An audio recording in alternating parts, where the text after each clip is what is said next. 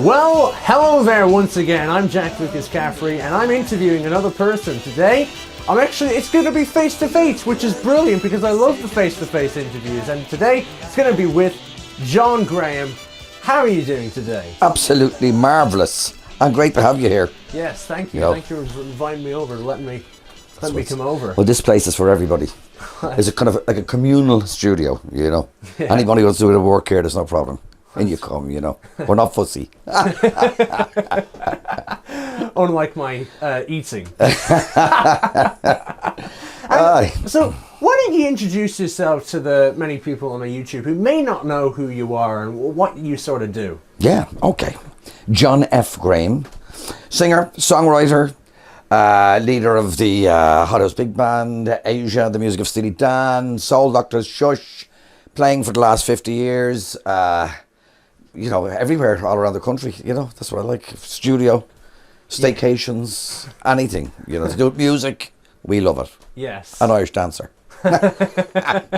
So, you've been in the industry now for like half a century. Yeah, God. Firstly, how are you keeping yourself still looking good, still sounding good, after all these years being in the industry? Yeah, I mean, look, Jack, you know, if you love something, you know, it doesn't really take a massive toll on you. I mean, you know, some people say, do you go out to work? I go out to play. I mean, that's for me. For me, music or anything to do with, you know, with entertaining people has been fun. So I suppose if you work every day at what you really love, you know, I don't think it takes. It's not like going to do a day's work or, you know, digging a field or like that. So that's how I stay young. And of course, you know, if you're entertaining people, you know, and lots of different genres of music that I would do, it's always very, very interesting. You know, try and keep yourself right, you know, and that comes into the mind and it comes into the body. I mean, you know, it's not a chore, it's not a job, it's, hell, I'm living the life, I'm living the dream, man. And that's how you do it. Yes, and in fact, actually, how did you actually get into music? How did that did you like fall into it or whatnot? Yeah, I think I did follow. I was just very, very musical as a child. I mean, I enjoyed it. I mean, and obviously I was given the opportunity because my mum was a great lover of music also. And she wasn't an entertainer or a singer or anything like that. But, you know, and she gave me the, you know, the chance to study. You know, I started off playing accordion, dancing lessons. I mean, you know, I remember, you know, as a young child, you know, doing the Irish dancing, you know. And of course, you'd have to wear the skirt. You see, the men wore the skirts in those days, you see. So I kind of gave that up when I was about 13 or 14 because I was getting a bit of slagging, you know, from mates and that, you know, wearing the skirt. But, you know, you have to have good parents, obviously. You know, I studied in the Royal Academy of Music in Chatham Row. Some of the best teachers. I mean, vocally, Leo Maguire taught me. He was great, you know. That's a guy that did all the Jacobs programs on the early radio, television, radio. He wrote Dublin Can Be Heaven with Noel Purcell. So he was a great guy, you know. And he was old at that stage, you know, but he gave me a love for it, you know, and then threw piano teachers in there as well. And then obviously what lads do is you join bands and you buy a bass. And I remember I had no amp, you know, so I used to stick the bass guitar up to the wardrobe and I get a sound of dang, dang, dang. As you probably tried yourself many times. No, I have not. Absolutely, yeah. Kind of an empty wardrobe, you know, you get a bit of a dong over if you've no amp. Yeah. All the tips. I'll have to try that one out with the wardrobe. And as you said, you joined bands, and in those bands you actually wrote a load of music. So how did you actually write music, and how do you write your music? It's in your head, isn't it? You know what I mean? And you know, I mean, the great thing about those days, I mean, I do feel sorry for a lot of bands now, you know, starting off. I know there's lots of platforms to put your music on, but people aren't buying music now. I mean, we had bands years ago. Take Shush, for example, or bands that I was in before that, like, they were all original bands. we didn't play anyone else's music, and there was a great demand for that. People wanted to listen to that. So obviously, you know, once you got a bit of a taste for that, you got a couple of singles out, and people started to buy your stuff. Well, it was a marvelous. You take the likes of, say, Pink Floyd, you know, the late 60s, 70s. I mean, these guys didn't have to gig. They brought out an album every 5 years. They made millions, you know. So, but we haven't got that now. No. So you know, songwriting now is it's all changed really. I mean, it's fast. You know, you download off Spotify. You know, I mean, will we hear the songs of? And I don't mean to be, you know, I'm not being nasty here, but will we hear the songs of Ed Sheeran in 50 years' time? Absolutely no way. But we'll still hear Sinatra. Yeah. We'll still hear the 70s, the Doobie Brothers, you know, Steely Dan, all of those things, because there was passion, there was love, you know, and you know, and they were writing for a market that was going to buy their stuff. You know what I mean? Yeah. So for writing for me was great. Look at you. You have to be able to. Well, you have to be able to play quite well first. You have to have little ideas in your head. I remember, you know, when I was working, I'd be writing me lyrics in work, you know, and I wouldn't be working. I'd be writing the lyrics. You know, this was when I was a full-time musician. But yeah, I think you have to have a love. That's how you start writing music. You love it, and you want to, you know, create your own. You know what I mean? It's like when you get married, you want to kind of have a family. You know, when you're a musician, you want to create your own babies, your musical babies. That's it. And as you mentioned, you were in the band Shush, which had vinyl records and everything, and TV appearances. So what was it like being the Shush band and doing all that? And just, you know, talk to me all about Shush. God, I mean, first of all, I mean, there was a band that was kind of, I would say, slightly ahead of its time, you know. You know, great musicians, you know, the top musicians. I mean, you know, to have a good band, you have to have the best of musicians. We were very, very lucky. We had Billy Farrell on keyboards, Carl Getty on saxophone, Ronan Dooley on trumpet, you know, Kieran Brady on guitar, Jerry Kavanagh, fantastic bass player, you know, and, you know, we'd trumpet, we'd saxophone, you know, we were able to do Earth, Wind and Fire, we'd say. If someone wanted us to do a couple of covers, you know, we could, that's the type of stuff we could do. We could do it perfect, you know. And I mean, we used to play the Portobello, and then we'd go down after the Portobello on a Saturday night, down to the waterfront. There was a big club down at John Rogers' Quay at that time, you know. So every Saturday we did 2 gigs, you know, every Saturday, 2. And we'd be taking the gear out, you know, of the Portobello, and then rushing down to try and get onto the stage in the waterfront for 12:30 until 2:30 or something like that, you know. But I mean, it was great times. Every gig we did was packed. You know, and people still come, you know, to me to see my solo gigs now because of that band, and they still remember it. You know, people like, you know, they met their wives, they met their husbands. I mean, we're going back to really? Oh yeah, we're going back to the mid '80s here, you see, and we have, you know, people that came to say, I've done their 50th birthdays, their 60th, their 25th wedding anniversaries myself, because they went to see that band. It was a band that was, as I say, very, very much ahead of its time. We did BBC, we did UTV, we did RT, we did all this, you know, we did Children in Need for the BBC with that band. We did everything, you know, and it was, but it was just slightly, it was ahead of its time. We were writing great gear. We were probably just in the wrong country at the wrong time. Yeah. You know, I mean, there was no mobile phones. You couldn't just video yourself. I mean, you know, yeah. I mean, that was the environment that you were in, you know. I mean, you know, nowadays, if a band is half good at all, you get your wife or your girlfriend, you know, and you take a video, and you can be all over the world. Yeah. But we didn't have that then. Oh. You know, even to go into a recording studio like here was a huge thing. You know what I mean? Yeah. There was no none of these things. It was reel to reel. Yeah. You know. So I mean, to have written some great stuff with that band, and people still play that now. You know what I mean? And ask me to play it at gigs and stuff like that. You know. But yeah, had we been saying, I mean, the West Coast of America or even London, you know, that band could have just really taken off. You know what I mean? But yeah. It was just, you know, look at, as they say in the music business, it's, you know, it's maybe 30% hard work, 70% luck. Yeah. You know, But we're still loved. We're still loved and cherished in this country. So. That's good. And as you mentioned, you had TV appearances with Shush, Jerry Ryan, BBC, all that. What was it like appearing on those shows? And just tell me all about that. Oh no, it was I mean, in those days to get onto the television was a great thing, because obviously then your gigs were going to go up. I mean, it's like the Late Late even now. I mean, if you get a television appearance on the Late Late, you can. You can gig anywhere. We were very, very well sought after. I mean, we were on Non-Stop Pop, I think was one of the first ones we were on, and that was it was like at the top of the pops of Ireland in them days. Jerry Ryan was running that one, and Shush didn't get on that. That was a band before I was with Chiron.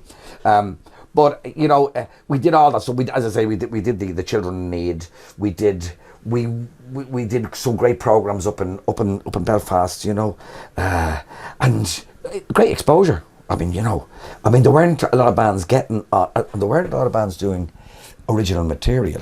You could take the likes of Dickie Rocks and all this, but most of them didn't write the stuff themselves, and there were covers of other bands stuff in that, But this, it was a kind of a new era slightly, and especially with the band that we had with the brass section, it was very, very American, soul. It was great stuff, you know what I mean? And it's great.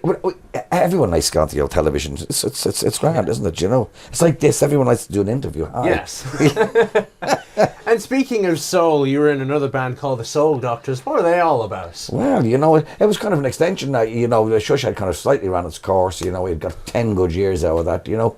And I said, what I wanted to do with that band, I wanted to do all the soul stuff that I liked. It wasn't so much an original band. This was kind of covers, but I did all the Barry. I started to do a lot of Barry White stuff, the OJs, all that kind of Detroit stuff. It was great, me and Mrs. Jones, Paul, John Paul, everything. We did the whole lot, and so we got a lot of not for the parties out of that, weddings. It was a great wedding band, because we wanted to make a few quid, you know what I mean? And at that stage, because Shush had kind of ran its course, and I'm not saying it didn't make it, it could have made it, you know what I mean? Yeah. But I wanted to make money.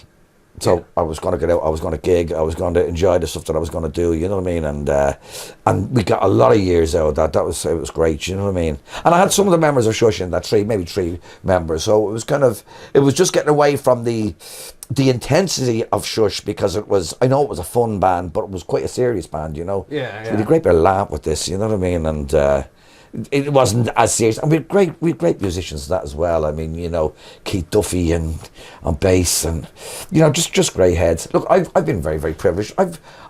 Every band I've been in has been quite good, and I've played with the best of musicians. I mean, once you have the best of musicians there, well, first of all, they're not going to play with you if they don't think that you're good enough to play with them. So in a way, I was privileged to play with great guys, great drummers, great guitar players, great keyboard players, and so that band was great. We partied well, and we partied hard with that.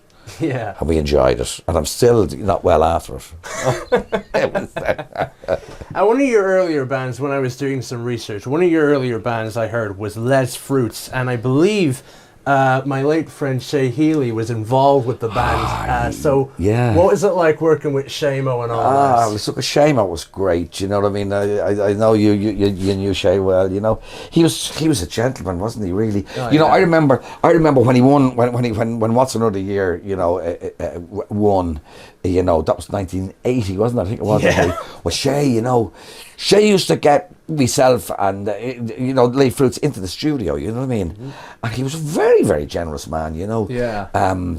He'd have us in, he'd say any new songs, Johnny, and it's like, yeah.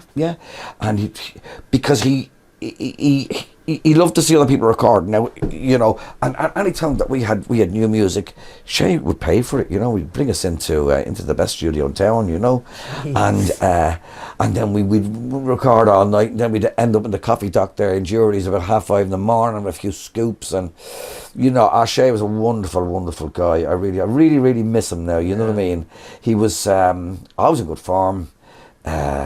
do anything for you. I mean, he helped out an awful lot of musicians in Dublin. He really, really did. You know, he was so generous with his time, with his knowledge, with his contacts. You know, and you just laugh all day with Shay because he kept telling jokes and then he still came to see all my stuff after that. You know, Asia, the Hothouse Big Band.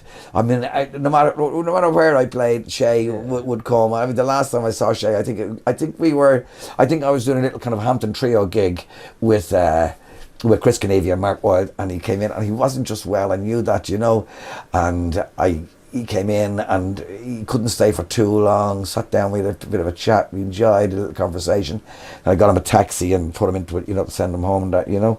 But he just, a man that went far too young. I mean, he had so much more to give. He was brilliant, really. Oh, he did. He was gorgeous. He was just gorgeous. I mean, you know, a little bit of room, you know. Sure, look, like, as you know, I knew him for the last 2 years of his life. I met him around 2019. And we did the good old video gaming track together and stuff. Which I know a lot of my YouTube followers will know me for. That was one that Shay and I did together.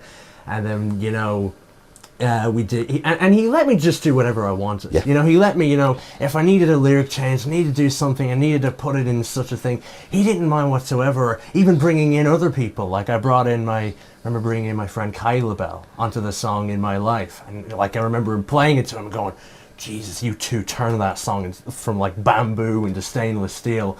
Some of the poetic ways. Oh, he was great. You know, Absolutely. You know, I was there to the end. He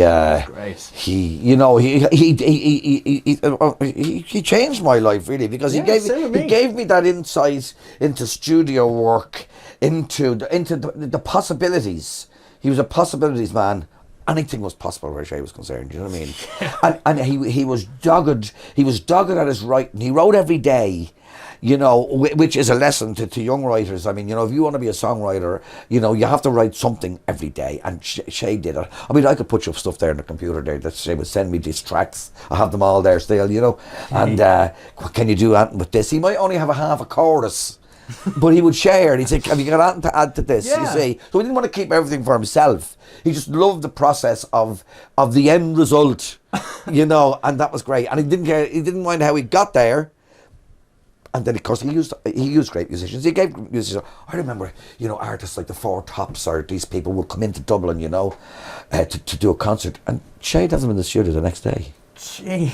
You know, paying them, you know what I mean, because he wanted that sound, you see. So he would try anything, you know what I mean. And he's a massively generous guy, you know what I mean. Sure, even like I remember with the one of the last songs that I got to work with on him that's still yet to be released and stuff.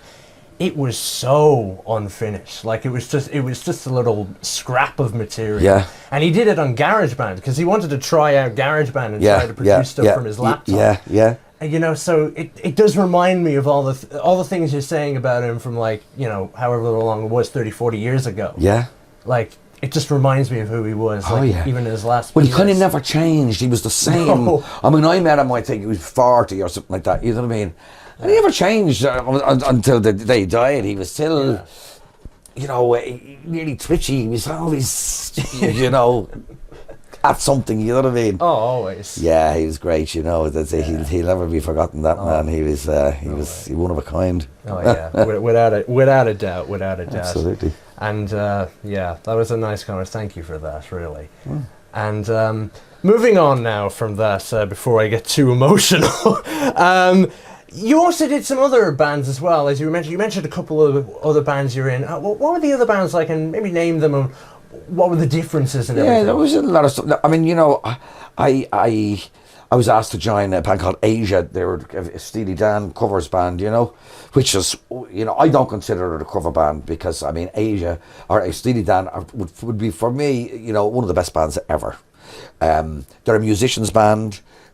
Very, very intricate stuff. Beautiful sound. They use the top musicians, session players in the world on all their albums. It might take them 2 years to do an album, you know, but everybody that played on their albums was incredible. They were just at the top of their game, and you know, you know, people like Michael McDonald, you know, even just to do backing vocals, I mean, you know, so and they might go through 50 guitar players for a solo until they got what they wanted, you know, so it was really, really impeccable stuff. So obviously to play music like that, even though it was, you know, people will say it's a cover band, but it wasn't really, because if you're playing that type of music, you have to be playing with people who are just at the zenith, the height of their game. And so I still, we take that band out maybe 12, 15 times a year, you know, and do concerts with it. But I mean, it's an event, really. It's just not like a gig. I mean, you know, the top players are in that band as well. Great vocals, great brass section. Yeah, joy, absolute joy. We love that, and musicians love a band like that, you know, if you're lucky enough to be in it, because it just gets away from all the kind of slightly boring stuff if you're kind of playing weddings or you're just doing gigs. This is, you know, we have a great following, people just love it, you know, so that's one, you know, aspect of that. I mean, we're gigging shortly with that band in May in the Well. We had to cancel a few over Christmas. We sold out Belfast twice. Everywhere, you know, but with the COVID we had to cancel, so all of those things are coming. We're actually doing Belfast again in May, and all these concerts are, you sell out in a day, because people, you know, I don't know how Steely Dan are going to come back to this country, but I mean, you know, this is as good as Steely Dan, really, you know what I mean? So we love that. I love the Hothouse Big Band. I mean, you know, I'm part of that in the swing band. I mean, as a singer, but there's nothing as nice, you know, to sing in front of an 18-piece band, you know, 5 saxophones, 4 trumpets, 4 trombones, full rhythm section. I mean, that's, you know, you can't stop that. You know, I remember, you know, Mark Wilde, he's the leader of that band, you know, and he just said, Johnny, he said, you know, when we take off, we do a tune, you know, with this band live, you know, not where we'd be gigging, you know, he said, it's a train wreck, he says, you can't stop this in the middle. The guys are all reading their dots. There's no point you turn around, put your hand up and say, stop, can we try that again? The train has left the station. You have to be on it, you know. So that's great. So we do, I mean, what I did with that band was, you know, I know we did all the kind of, you know, the big classics, you know, the Sinatra stuff and that, you know, but I did a lot of the rock swing stuff. I mean, with a big band doing the Rolling Stones, you know, doing the Killers, all of that stuff I did with that band, because I said, I'm going to rock up all day, you know, kind of jazz up with a big band, all that stuff. I mean, it's great. I mean, you know, imagine doing the Killers with a 18-piece band. It's great, you know. And we like all that type of stuff. So we get a lot of kind of weddings and, you know, bits and pieces with that as well, you know. But again, all a mixture. It's great to be doing lots of different things. Yeah. And you also do some of your own solo work. A lot of you would probably know that for the last few years, because you became the lockdown legend. So how did you become the lockdown legend? Jinx! Well, I mean, you know, I think because I was locked down as well. I think, but actually, a mate of mine, Mark, you know, he christened me the lockdown legend. I started to put up stuff, you know, on Facebook. I did one. I was challenged one time. Someone said, "Would you do a tune and stick it up there?" So I did, and then I did one after it, and then I was up to 100, one every day, for 100 days. That was my first bash. I stopped then. I said I'd stop there for a few days, for a couple of weeks. I don't know. Well, strange enough, after about 3 or 4 days, I said, no, I have to go back. So I went back. I did another 100, you know, which it kind of saved me life over the lockdown. I was busy all day. We were filming. I mean, you know, people would have seen all these videos. I mean, I was up trees in the garden. I was lying in hammocks. I was up on top of things that I built here. I did stuff from the studio, you know. In fact, one day I sang with the cows out in the field one day as well, you know, and then put that up too, you know. And it was making it interesting for people, and it was great because a lot of people were off and they couldn't wait. I used to stick the video up at about 5 o'clock in the evening, you know, and people have since told me they were waiting to see what I'd put up the next day. And then you see the people would come in and they'd say, it's my husband's birthday this evening, he loves Matt Monroe, will you do one? And, you know, I'd have to read out all the requests. It was like a little program, but and my wife gave me a great hand with that, you know, because she'd do a little bit of filming for me, you know, and dress me, because I would just I'd go out in anything. I'd wear my dressing gown. It wouldn't bother me at all, you know. In fact, one time I put a video of me playing the accordion in the dressing gown with my pajamas on. And so she was kind of dress code controller, because she said, you can't go out like that, you know. So she did that. And then I did a few with Holly. And then I had a number of people, Jack, that came down to me, you know, to record videos down here. I did a lot of collaborations, and that got a lot of people through as well. And I did songs with, but I probably would never have sang with, only for the, so the name, you know, stuck then, the Lockdown Legend, and that was it. And then from that, I don't know whether I should talk about my musical staycations here or not, or will we get into that in the end? We can get into that now. Yeah, Yeah, sure. And what happened after that, you know, there were people coming down, and they couldn't get over the facility that I have here. I built this spot here purely for myself, you know. But then I've used it for friends and people that I know in the business to record stuff, and you know, and I have a lovely big room there, you know. So I said, right. I said, you know, when it went into 2021, we were after having a kind of a year of it, and I just said, listen, first of all, I heard about the, you know, absorbent prices that people were charging for holidays in the country. I mean, it was ridiculous. And I said, I'd like to do something here now, right? First and foremost, kids weren't getting away, you know what I mean? Young guys, 17, 18, 19, they're in a little band, they haven't played anywhere the whole lot. I said, I think, I got a mobile, I bought a 3-bedroom mobile, and I said, I am going to bring people down here and they can have 2 days and, you know, 2 nights, 3 days down here to use the, not so much the recording facilities, but the rehearsal facilities in there. There's amps, there's PAs, there's drums, you know, whatever they wanted, you know. And I said, I'll feed them and I'll bring them down a 4-piece band. I wasn't going to be too dear. I was charging a 4-piece band €600 for the 3 days. That's what they're grubbing all. Too bad. It wasn't too bad, really, you know. So, and I said, that'd be great for not for kids. I mean, I didn't want anyone that was 14 or 15 or like that, you know what I mean? But just kind of, you know, teenagers, you know, 18, 19, 20. But I got an awful lot of older people wanted to come down. The guys in bands, songwriters wanted to come down to write. We had songwriters here. We had 4 songwriters here one week, and they came in for the 3 days. But they really, really enjoyed. And then they wrote some lovely songs, and I just gave a quick recording. I recorded their stuff, you know, just you have to throw it in there for them, you know. But they were out in the garden and they were playing their guitars, and it was a lovely, lovely summer, you know. And then you see, you know, I'd feed them, I'd give them their breakfast, their dinner, their tea, the whole lot. And then if they wanted to go down to the pub down the road, I'd say, come on. And I'd drive them down, and I'd go down then later on and pick them up. And when they come back, they'd start in the garden again, and they'd be playing until 2 o'clock in the morning. And then sometimes we'd join them ourselves, you know what I mean, here. And we had a fantastic summer, and people really enjoyed it. And all those people want to come back actually this year, you know, they're booked them again. So I really wanted to try and just do something for people, you know, and you know, make a few quid, you know what I mean. But it wasn't necessarily, it wasn't a money thing, you know what I mean. But yeah, it was great. It really was, and it was lovely to see this spot here being put to use, you know, and people getting availing of it, you know. And yeah, so I'm looking forward to this year again because people want to come down and they're booking already. You see, so it was great. So why don't we have a little bit of a tour of the place? So like, why don't we have a bit of a studio tour? Absolutely. Let's do it. Let's go. Okay, so studio tour now. So John, why don't you show around main control desk anyway? Well, I mean, you know, I'm using Logic, piano. Yeah, these are all desks, but I like them. You know, they're very, very good for drums, very good for bass. Very good for using multiple musicians out there. I mean, I can if I had a 60-piece orchestra in here, I could record them individually. That's what it's all about, you see. Speakers, old organs. You know, I'm a man that hangs on to old stuff. You know, but this is my control room. Quite simple, lovely. You know, we enjoy working in here. I spent plenty of hours and nights in here just having a bit of fun. You know. Yes, sounds pretty cool. That's my wedding photograph. And you also have the microphones over in here as well. Yeah, so it's nice to have a little kind of a well padded booth for vocals, you know, acoustic guitars. This is nice, you know, and it's and you can hear it. It's very, very dead. Yeah, which is great for recording. That's what it's all about. You know what I mean? We can put our vocals up there and our words up on the screen, and then there's no getting away from me because you're being watched all the time. You know, so you have to be kind of on your best behaviour. Yes, and that's what it's all about. You know, yeah, I built this myself. Gee, so how did you build it actually?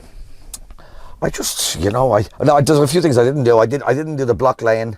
I put the roof on. we did everything inside here, you know. I just didn't. I didn't wire it, but I kind of did nearly everything else, which was great. It's a great achievement just to do something yourself, you know. And it's here forever, isn't it? It's great. Oh yeah, it sounds You know, great. Sounds I mean, great. what musician wouldn't like one of these in their back garden? Oh yeah, sure. Look, you know, why do you think I used it for the? I the know. cartoon I Yeah, was doing the voice absolutely. for? Yeah. Now out here, then, shall we go out? Yes, will we? mine as well. Mine as Oh, well. yeah. Last year, so follow us, camera lady. So Years of collecting. years. All the old albums there. You know, it's. Gee, the amount. It's and this is a lovely room. I mean, when we're doing the staycations, people, this is where the people they play. They bring their gear in. They sit down. They relax. They bring a few beers here if they want.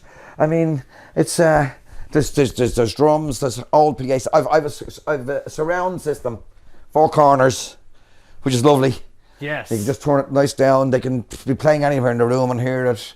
Yeah, I mean, a lot of that gear is kind of Shush stuff, you know, that I just used in here. So I kind of recycle everything and I try and get a bit of a use for it. There's all the amps. There's a bow system there that I just haven't taken away. That's my kind of gigging little thing there, you know. But I said there's guitars, they can use anything they want. There's basses, there's pianos. Yeah, it's lovely. And actually, it's nice and comfortable, you know. See, it's perfect. Very good. Hi. And as well, speak to me actually about this Ibanez guitar here, because the last time I was over, you were telling me a little bit about this. Tell a story about this. I mean, those guitars, I mean, you know, Gibson took Ibanez to court around 1972, 73, 74, around that time, because they were making better guitars than the Gibson, the Les Pauls. And they took them to court and they won their case. And that's one of the early ones. That's one now that was better actually than the original Les Pauls, and they had to stop making them as good, which was crazy because the Japanese were making them for maybe half the price, you know. Yeah. It's incredible, isn't it? You know what happens, you know. But that's a beautiful guitar, that, you know, and the action on it is incredible because you're a guitar player, you'd feel it, you know. It's great, isn't it? It's all there, you know. Very, very nice feeling. And there's a nice weight in it as well, you know what I mean? Oh yeah, very nice, light and everything, and it's like nearly 50 years old. And it's I bought it, I think, in 74. Yeah, it's nearly 50 years old. Oh, well, it would be 50 years old, Danny, because it's probably around 1972, and this is 2022, so it is 50 years old. Well, look, it's like everything. I mind everything. I try and mind it. I have the original accordions that I played when I was a child. Gee. I mean, I couldn't see over them. They were so big, and they're small now, you know. But I like to hang on to everything. It's great. But this is a lovely room for people, you know. And in the summer, they open up the windows there. They come up here at night, and they just chill. And really have a good time. Yeah. You know. And I'm very, very proud of this room. I mean, you know. And then I'm giving back as well to people because they're, you know, they're and it's for some people, I mean, to get into a room like this for 2 or 3 days, it's lovely, isn't it? Because it's different to a bedroom, and it's a nice workspace. And when you could go to a different environment, you become more creative. I mean, you know, it changes. Everything changes, you know. And I put the disco ball in there for you, Jack, just over your head. You know. And, you know, as well as that, like, as you said, you have a lot of old stuff. Yeah. Look at this. This computer, seriously, mate. Like. Yeah. That's it, you know. That was the first computer I bought for my kids when they were very, very young. So that's 25 years old nearly, I'd say, yeah. What's running on it? I'd say loads of little kind of Atari games and bits and pieces. So people kind of plug in, they have a few games of that. I meant the operating system. What operating system? I can't even remember. Don't know what the hell it'd be. You know what I mean? Your Your phone would be more powerful, I know that. Oh, anyway, yeah, you know. definitely would be. Yeah. But as I say, you know, with the television there, if they want to watch films or, you know, look, it's great. Yeah. I've all my old posters, the Soul Doctors. Yeah. Shush. There's another picture of Shush up there now, you know. Barry is White. You know, everything. I'm a hoarder. I mean, I don't throw out the Hothouse Big Band. Look, I have that hiding in there. a fiver in. A fiver. You know. Yeah, well, it's not bad hoarding. It's in a good spirit. It is in a good spirit, yeah. You know, anyone that comes down here, you know, they really, really enjoy it, you know. And as I say to them, they can do as much or as little work as they want. You know, I had a couple of songwriters on to me, actually old friends of mine, guys that I played in bands in the 70s, early 70s, and they've retired now from their jobs, you see. Yeah. And there's 4 of them after getting together now, and they're all well into their 60s, but they're coming down now as well, and they're doing a couple of little gigs, so they want to just come down, and they said, whether we work or not, we're going to go down and have a bit of fun. Yeah. and just have a space where they can be creative in and just do their thing, you know. Whereas you can't really do it in a house, you know. No, not so at this all. is nice for them, you know. They enjoy it. And as well, it's distant from it's distant from cities. And well, there's no one around here. I mean, they can play out in the garden there at 3 o'clock in the morning. No one going to hear them. You know, only the cows. I mean, you know, and that's all right, you know. Yeah, and they like the peace down here, you know, because obviously a lot of people are coming from cities. They don't get what we have here, you know. And no, not at all. they don't kind of understand it until they come down, and then they say, "My God, this absolutely incredible." You see, just the peace was. I know that you're kind of out in the country as well, and you know, for us, I mean, I'd never live in a city again. I wouldn't be able. Oh no, never. No. So yeah. That's the way it is. You have to come down and say, you have to bring your band down now, you know. Well, I don't have a band. Well, you want to get cracking at it. I did do a music video here, which is coming soon. That's so right, yeah. But that's the studio, and why don't we just finish off the interview? With that, let's go back to the mixing desk place. Right. There. Okay, here we go. So, hope you enjoy that studio tour there. That was pretty cool and all that. So, let's get back to the questions again. Starting off with this one. Of course, you were showing a bunch of older equipment there that was in there and all that. And what I was wondering was, what has been the difference from when you first started out in the music industry to now? Like, based on tech or just everything in general? Yeah. Well, I mean, you know, there are a few, you know, huge differences. When I started out, first of all, with bands, you know, you had to charge at the door. That's a huge thing, you know. And if you were good enough, you made money, you know.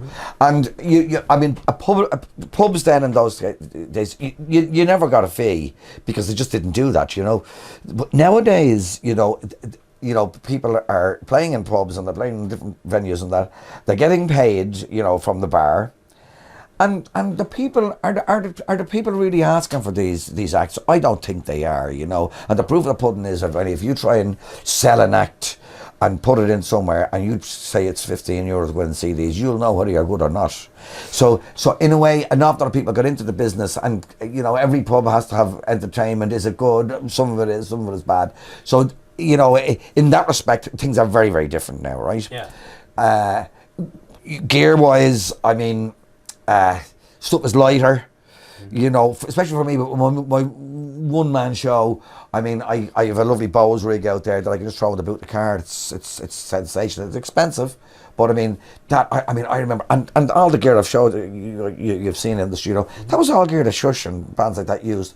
I mean, it was monstrous. It was huge, big speakers, and you're trying to get stuff in, and you know, so that has changed. That has changed quite a lot. But I really, you know, I mean, as I said at the start, the biggest change for me now is you know, the access to music. You know, a band, you can have your stuff up on YouTube, you can have your stuff on Facebook, so you can advertise stuff. That's what I was saying to you earlier on. I mean, we didn't even have phones.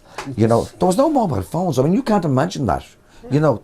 No mobile phone. So you were trying to get gigs on the phone. Now everything is just kind of instant, you know. So in a way, it's good for bands because they can, you know, they can get exposure very, very quickly. But then every other band is doing it as well. So you have to have something very, very special, you know. Yeah. I also think that, you know, for young bands, I feel very, very sorry for them because there are very, very few venues that a young band can go into now, even playing original stuff. Yeah.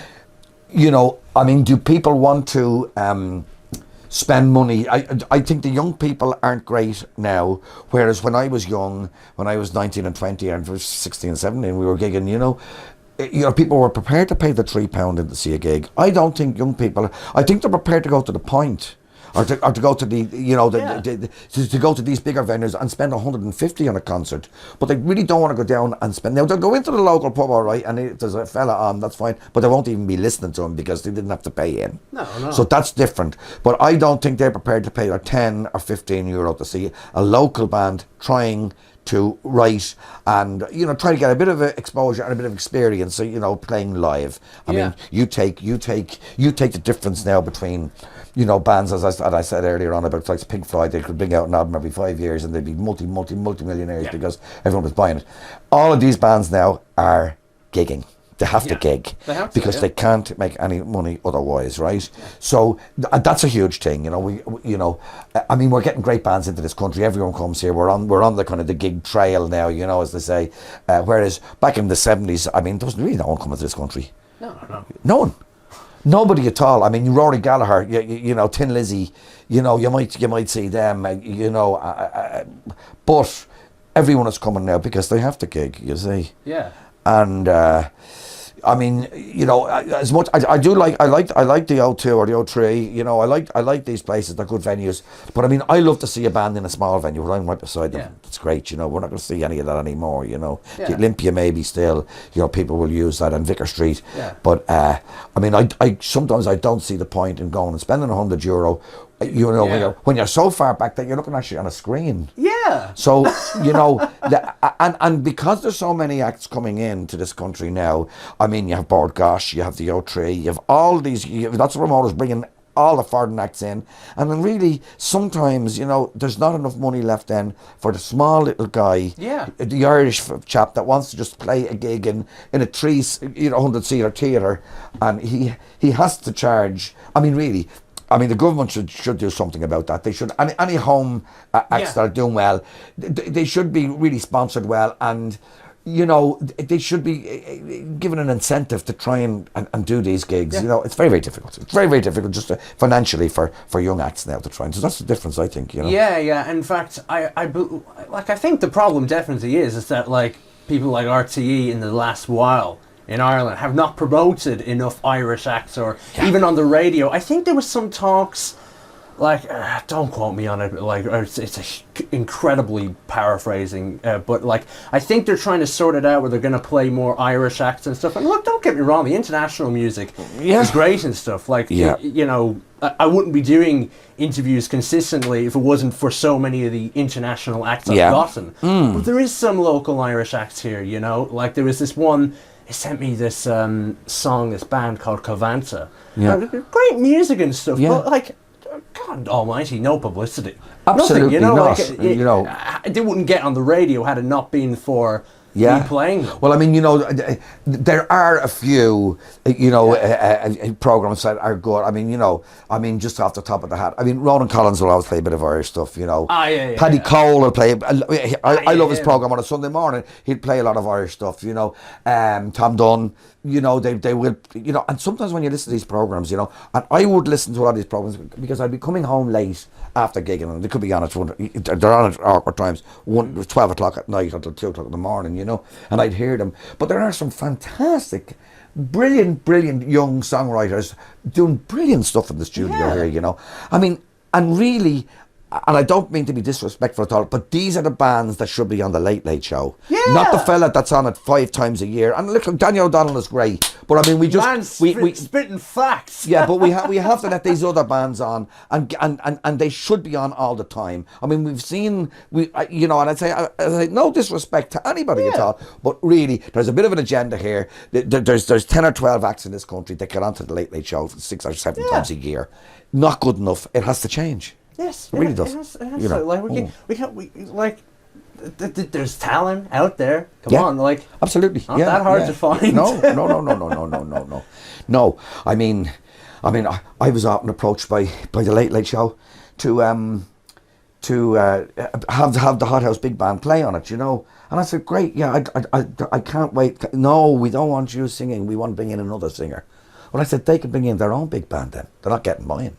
Absolutely, you know what I mean? So that's, you know, can't have that. No, not at all. Not at all. In fact, even the act we send into Eurovision nowadays, I remember Shay talking about that to me. Jeannie Mac, like, it's like they don't even, it's like they don't search for us.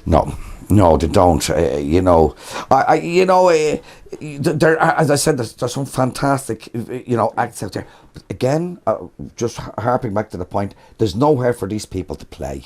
Yeah. You know, it's bubbling up there under the surface. It's just waiting to get out. You know what I mean?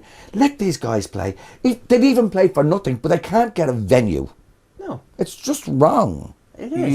You know. And I've heard some great music, and you know. these people are not making money. They're not going to make money. In fact, in 3 years' time, some of them won't be playing music anymore. They'll be doing whatever they do. They'll be doctors, or they'll be, and that's it. So, they need help, and young artists need help, and not just, the diddly idle Irish music, which is great. I mean, I'll tell you, my accordion player myself, that's great. But all of these other things, there's a little bit of thing in this country, jazz, traditional, a slight bit of snobbery there, you know what I mean? Yeah. That has to go. And we have to look after these acts that are very, very good. Give them, places to play, sponsor them, help them. We need help. They need help. Yes, they do. Without a doubt, definitely. Definitely. And hopefully they'll have like a 50-year-long career like yourself. And you're even going to be celebrating it with your own 50-year anniversary show. I know I'm going to be going to it and stuff and all that. Yeah, we're having that. So, talk to me about the 50-year anniversary show. But that's something that came out of lockdown as well, because I mean we'd all time, we've had lots of time to think about what we wanted to do, where we were going, reevaluate, you know what I mean, and put the dial back to zero and start again, and I just said, listen, the hell with this, I'm getting old now. Older, you know what I mean. I feel great, Oh, yeah. But I just said I want to do some. I always fronted bands. I was always in the best of bands. I'm with great musicians, and generally any bands I'm in, I kind of nearly got all the gigs for them, even though there could have been 18 in the band or 8. You know what I mean? Yeah. I was always at the front there, trying to flog the thing, And I just said, listen, I want to do something myself now this time, So we're gigging in Asia, are gigging in the Well, and I just said to the guy running, I said, listen, I'd love to do a show here myself, just on my own. And I said, I want to have 50 years in the business, and I want just to celebrate, I'm calling it John Graham Sings. So I'm going to sing a lot of the songs that I've sang over the 50 years. I initially was just going to do it just with myself on the piano with some tracks, and I just said I just wanted to have it about me. But I was talking to people then, and lots of people said, "Geez, I'd love to go in there, and do that, and sing a couple." So I'm bringing some people from all the bands that I've been in over the years, and we're going to do. Look, I'm going to do a bit of Shush stuff. I'm going to do a little bit of, I'm going to bring Chris Kenevy in, and maybe Mark at saxophone, grand piano, and do some of that really old stuff, classy stuff. Tony Bennett. I'm going to do a bit of soul. I'm going to do lots of different things. I'm going to do a little bit of Steely Dan because I like that,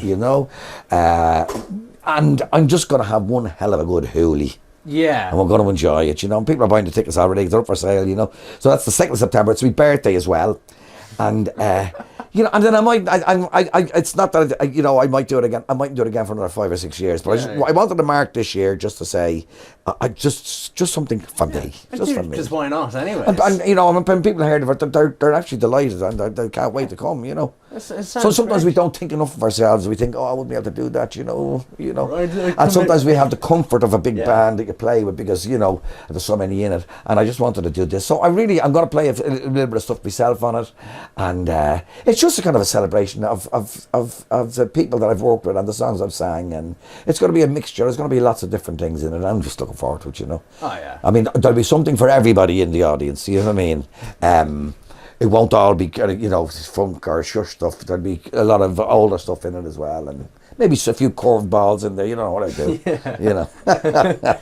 Well, it sounds great anyways. And, after the 50-year anniversary show, I was thinking this might be a bit of an interesting idea because I was looking around trying to find some of your music and stuff, but a lot of it is just stuck on vinyl. So I was wondering, will the works with practically all your bands ever be released in like a digital format in the future, like all the other bands? You see the bands that are vinyl, they get their vinyl, they digitize it and then put it out on YouTube or Spotify. Are you going to do something like that? Yeah, I am going to do that, all right. Well, people often ask me for stuff, that was out on vinyl with Shush, but I have all here on the computer anyway. Yeah. So we can, and when people ask me for stuff now, I wouldn't charge them or anything like that. It's just here. I bang them off 10 Shush songs, for nostalgia, Yeah. But there will be stuff out there, all right, yeah. And, look, anyone that wants any of the stuff that I ever did with Shush, I don't see people coming knocking on the door trying to buy my back catalogue off me for 500 million like Bob Dylan, But I mean, it's there anyway, and we still have everything, So look at, send me a fiver. I'll send you a track. You know, so yeah, I know we do that. You know, that's you know, and people still tell me that they still have the old records. You know, and they still have the old tapes.